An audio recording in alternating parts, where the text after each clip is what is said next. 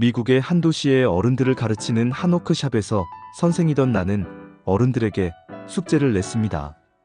숙제 내용은 다음 일주일 동안 자신이 사랑하는 사람에게로 가서 사랑한다고 말하되 반드시 전에 한 번도 그 말을 하지 않은 사람이거나 오랫동안 그런 적이 없는 사람에게 해야만 한다는 것이었습니다.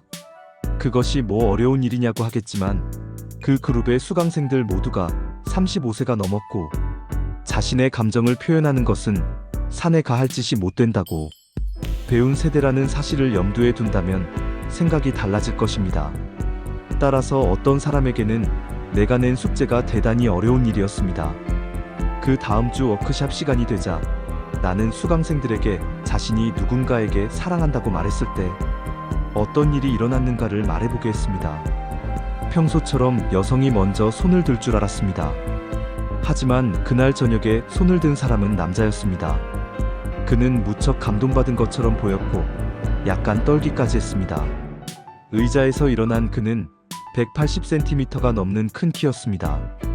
그는 이야기를 시작했습니다.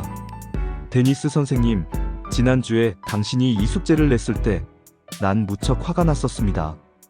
난 그런 말을 해야 할 상대도 갖고 있지 않았을 뿐더러 당신이 그런 개인적인 일을 숙제로 낼 필요는 없다는 생각이 들었습니다.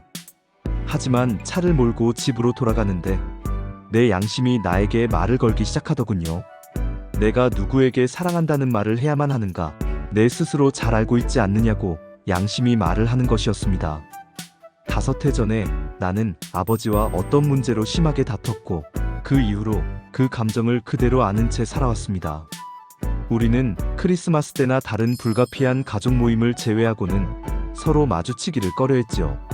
지난주 화요일 당신의 워크숍에 참석하고 나서 차를 몰고 집에 도착할 무렵 나는 아버지에게로 가서 사랑한다는 말을 해야만 한다고 내 자신을 설득시켰습니다. 우스운 행동이긴 하겠지만 일단 결정을 내리자 마음의 무거운 짐이 덜어지는 게 느껴지더군요. 집에 도착한 즉시 나는 집 안으로 뛰어들어가 아내에게 내 계획을 말했습니다. 아내는 이미 잠자리에 든 후였지만 난 아내를 흔들어 깨웠습니다.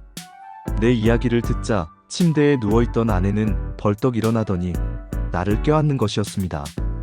아내는 결혼 후 처음으로 내가 눈물을 흘리는 걸 봤습니다.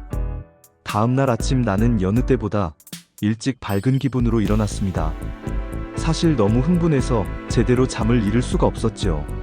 난 일찍 사무실로 가서 전에는 하루 종일 걸렸던 일들을 2시간 만에 해치웠습니다.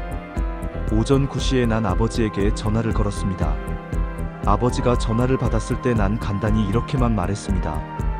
아버지, 오늘 저녁 퇴근길에 잠깐 들러도 될까요? 드릴 말씀이 있어서요. 그러자 아버지는 기분이 언짢은 듯 뭐 때문에 그러냐? 하고 되물으시더군요. 오래 시간을 빼앗진 않을 거라고 안심시켜드렸더니 아버지는 마지못해 승낙을 하셨습니다. 오후 5시 반에 난 아버지의 집으로 가서 초인종을 눌렀습니다. 아버지가 문을 열러 나오시기를 기도하면서 말입니다. 만일 어머니가 나오시면 나 자신 금방 겁장이가 되어 어머니에게 대신 그 말을 하게 될까봐 겁이 났던 겁니다. 다행히 아버지가 문을 여셨습니다.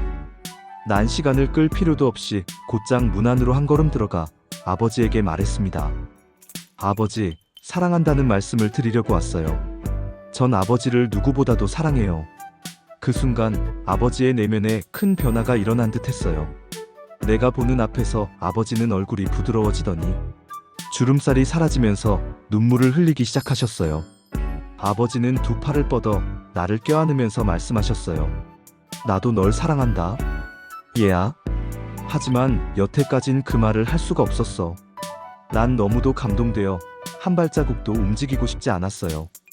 어머니가 눈물을 글썽이면서 다가오시더군요.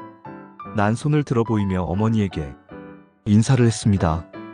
아버지와 난 잠시 동안 그렇게 껴안고 있었습니다. 그리고 나서 난 그곳을 떠났지요. 지금까지 오랫동안 난 그런 감동적인 순간들을 느끼지 못한 채로 살아왔었습니다. 하지만 내가 말하려고 하는 건 그게 아닙니다. 내가 방문한 이틀 뒤 아버지께서 그만 심장마비로 쓰러져 병원에 입원하셨습니다. 그동안 심장병을 심하게 앓으면서도 내게는 아무 말씀도 안 하셨던 것입니다. 아버지는 아직도 의식불명인 상태이고 과연 깨어나실 수 있을지 의문입니다. 따라서 이 워크숍에 참석한 여러분들에게 말씀드리고자 하는 것은 이것입니다. 해야만 한다고 느끼는 일은 미루지 말라는 겁니다. 만일 내가 아버지에게 사랑한다는 말을 지금까지 미루고 하지 않았다면 아마도 난두 번 다시 기회를 얻지 못했을 겁니다. 시간을 내서 지금 당장 하십시오. 여러분이 해야만 하는 일을. 이 이야기는 잭 캔필드의 마음을 열어주는 101가지 이야기에 나오는 내용입니다. 해야만 한다고 느끼는 일은 미루지 말라. 다시 한번 생각해 보십시오. 해야만 한다고 느끼는 일은 미루지 말라는 겁니다. 내가 꼭 해야만 하는 일인데 미루고 하지 않았던 일들을 하라는 것입니다. 예수님은 우리들에게 요한일서 3장 18절에 자녀들아, 우리가 말과 혀로만 사랑하지 말고 행함과 진실함으로 하자라고 하셨습니다. 사랑입니다. 하나님 사랑입니다. 형제 사랑입니다. 이웃 사랑입니다. 가족 사랑입니다. 혹시 내게도 꼭 해야만 한다고 느끼는 어떤 일을 미루고 있지는 않나요? 사랑하십시오. 응원합니다. 샬롬.